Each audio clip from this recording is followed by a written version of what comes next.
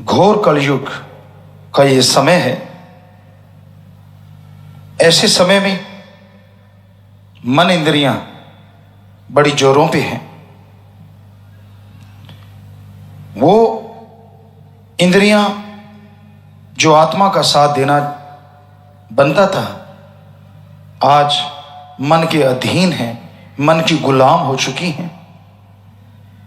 देखना है तो बुरे में ज्यादा मजा आता है, सुनना गंदी बातें लोग सुनते हैं, स्पर्श बुरा चाहते हैं, एहसास गंदा चाहते हैं। सो कुल मिला के सब मनो इंद्रियां मन की गुलाम हो गई हैं। वाकई मनो इंद्रियां बन गई। कहां वो आत्मा का साथ देती, कहां अल्लाह वाहिगुरु राम को देखती, उसकी रसना सुनती, उस मालिक के स्पर्श के लिए बेताब रहती, और कहां इस घोर कलयुग में लोग इनमें पड़ के अपने जीवन को बर्बाद कर रहे हैं। इन सबसे छुटकारा सुमरन के अलावा और कोई तरीका है ही नहीं। सेवा करो और सुमरन करो। परिवार में रहते हुए हक हलाल कड़ा परिश्रम मेहनत की करके खाओ। आदमी जब गुरु पीर फकीर के वचन सुनता है, अगर वो मान ले इस जन्म को, तो क्या जन्मों जन्मों का पाप कर्म पल में कट जाए।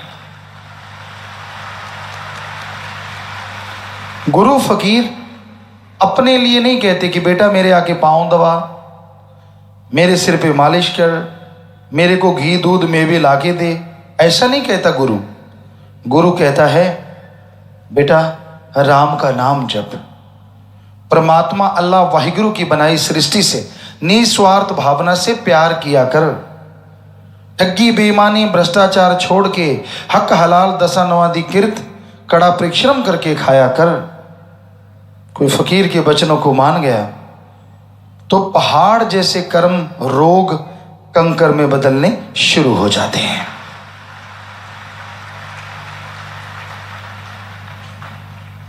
तरुवर फल नहीं खाते हैं, सरोवर पीव न नीर, परमार्थ के कारणे संतन भयो शरीर।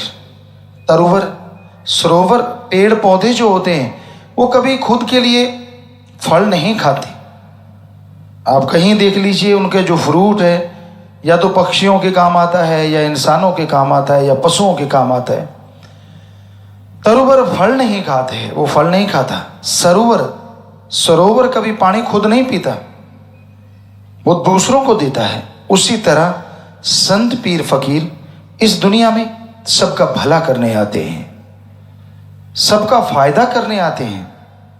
कई लापरवाही में मन के अधीन होके उनके वचनों की काट करना शुरू कर देते हैं। संत बहुत देखते हैं ध्यान से कि ये बंदा नहीं मानता, बहुत समझाते हैं, मान जा बेटा, अरे मान जा, कहता खिल्ली उड़ाते रहते हैं।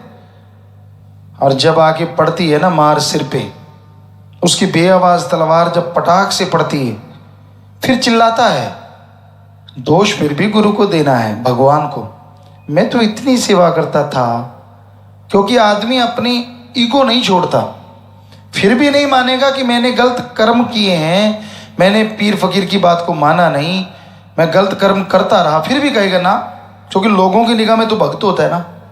उनको दिखा, देख लो मैं तो इतनी सेवा करता हूँ, मैं तो इतना बड़ा भक्त हूँ, फिर भी मुझे ये भोगना पड़ रहा है। हम गारंटी देते हैं, साईं मस्ताना जी महाराज के वचन, परम पिता शास्त्राम जी दाता रहबर के वचन, अब भी हमसे जो वचन वो करवा रहे हैं कि भाई सच्चे सौदे का मुरीद वचनों पे पक्का हो, सेवा सुमन करता हो, पीर फकीर की बात माने, अंदर बाहर कमी नहीं आती, और पहाड़ जैसी बीमारियां कंकर में बदल जाती हैं। 100% गारंटी है।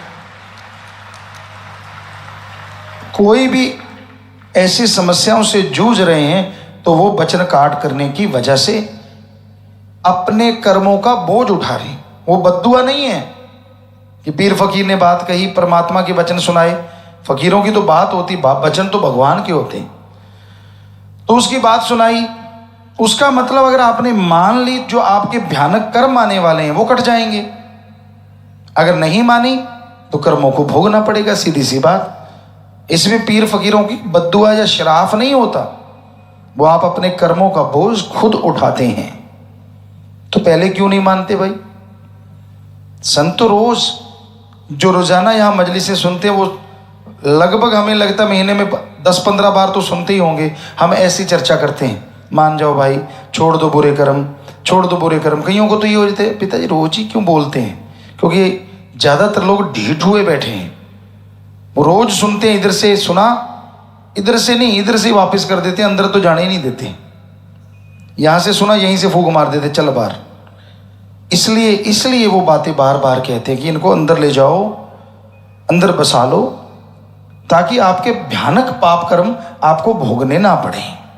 सेवा करो, तन मन धन से दीन दुखियों की मदद करो, सुमरन करो, ताकि वो कर्म करते जाएं और मालिक की खुशियों के अधिकारी आप बनते जाएं।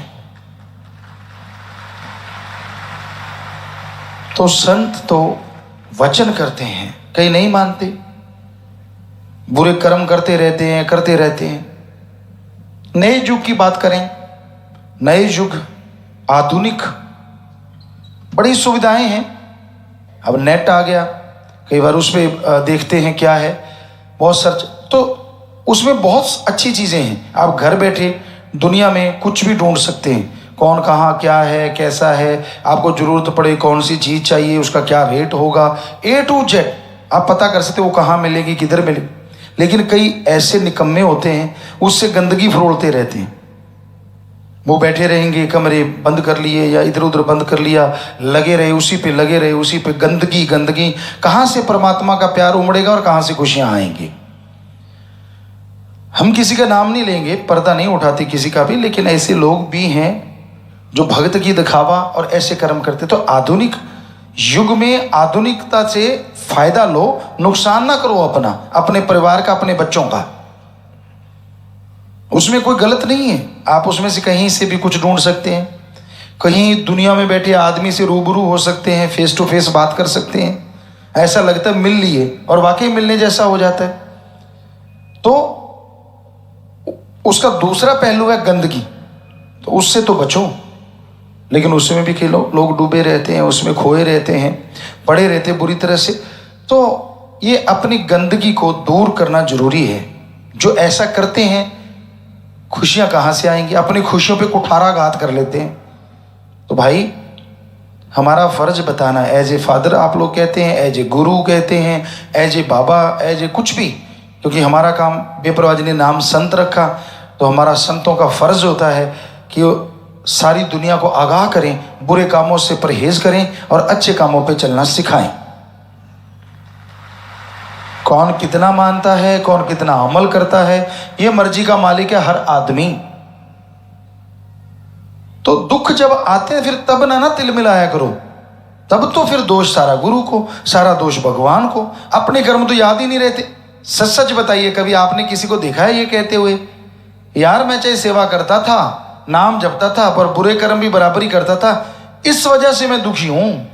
ना ना ना ना ना, ईगो का घेर अड़ा हुआ है। यही कहेंगे ना यार, मैं तो देखो, सारे कहेंगे यार तू तो बहुत सेवा करता था, तू तो बड़ा भागता दौड़ता था। आगे से पता क्या कहते, देख लो मेरे साथ क्या हुआ। दिरफिटे मुंह पंजाबी में कहते हैं वो वाली बात, कि क्यों अपनी बेड़ी में और बट्टे डाल रहा। ये भी तो एक इनडायरेक्ट भगवान की निंदा होगी, कि अपनी गलती नहीं माननी कि मैंने गलतियां की इसलिए मैं भर रहा हूं, लोगों के सामने टाल दिया कि देखो फिर भी मेरे साथ हो रहा है। और ऐसे लोग होते बेवकूफ। जब ये वचन साईं मस्ताना जी महाराज परमपिता जी के आपको कितनी बार सुना चुके हैं, सच्चे सौदे का मुरीद वचनों पे पक्का, सेवा सुमन करता हो, थोड़ा सुमन चलो ज्यादा नहीं, सेवा और दर्ज यकीन रखता हो, ना अंदर कमी आए ना बाहर कमी आए। कई चतुर चालाक होते हैं, वो हमसे पूछते हैं, जैसे हम आपको समझाते हैं वो हमें समझाते हैं, पिताजी देख लो मेरी कोई गलती तो नहीं। हमने कहा अच्छा तू बता दे तेरी कोई गलती तो नहीं। कहता नहीं आप तो जानी जाना है। हमने कहा नहीं आप भी जानी जान है, क्योंकि अपनी गलतियों का तो हर कोई जानी जान होता है, दूसरों की तो चलो छोड़ो। पर ना जी, भाई जी कुछ हो गया हो तो अनजाने में, फिर वो बहाना यू टर्न मारते हैं, कि भाई इंडायरेक्टली माफ़ी ले ले तो अच्छा है। कुछ अनजाने में हो गया हो तो माफ़। हमने कहा कुछ अनजाने में हो गया तो माफ़ी मिलती नहीं, क्योंकि जाने में होता है सारा, अनजाने में होता कुछ नहीं।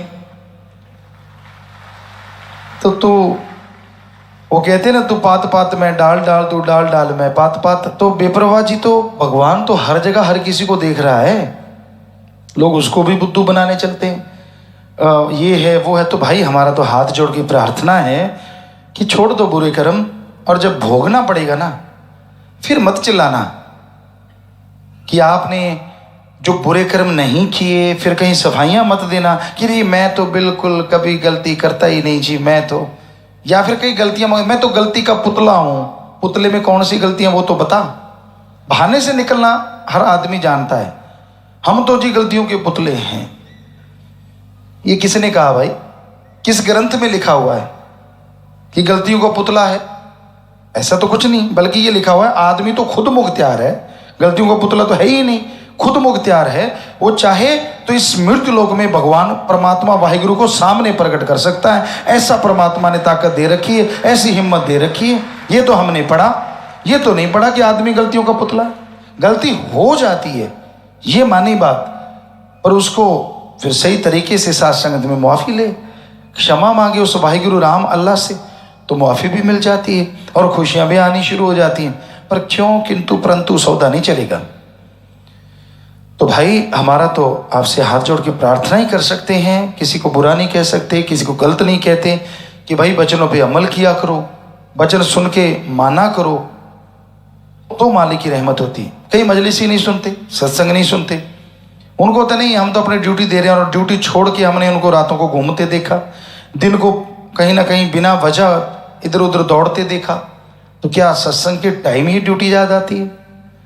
तो बहुत चीज़ें ऐसी हमने देखी हैं जो लोग अपने आप के लिए घात करते हैं, किसी और का नहीं। कि आप सत्संग सुना करो, अमल किया करो, ताकि जिंदगी के बेड़े पार हो जाएं और आप गम दुख दर्द चिंता परेशानियों से मोक्ष मुक्ति हासिल कर लें और खुशियों से माला माल हो जाएं। और हमारा यहाँ बताने का ना तो किसी का दिल दुखाना, ना किसी को गलत बोलना, हमारा फर्ज लोगों को जगाना है कि आप सो रहे हैं, अब तो जाग जाओ, कभी भी जाग जाओ, जब जागोगे तभी सवेरा।